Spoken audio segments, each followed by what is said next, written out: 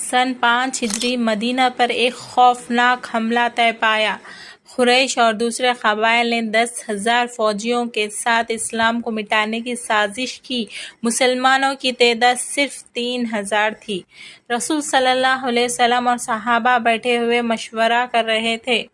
سلمان فارسی نے مشورہ دیا کہ یا رسول اللہ، خندق کھودی جائے تاکہ دشمن مدینے میں داخل نہ ہو سکے۔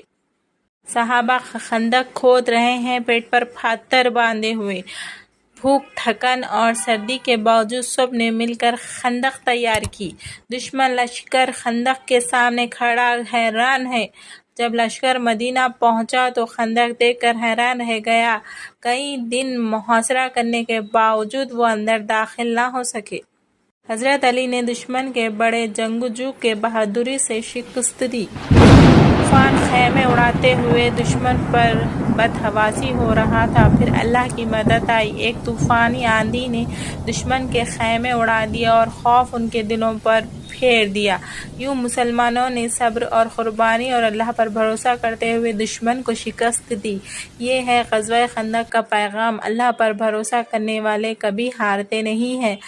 اگر آپ کو اس کی پوری مکمل سٹوری سننا ہے تو میرے ویڈیو پہ جا کر دیکھیں۔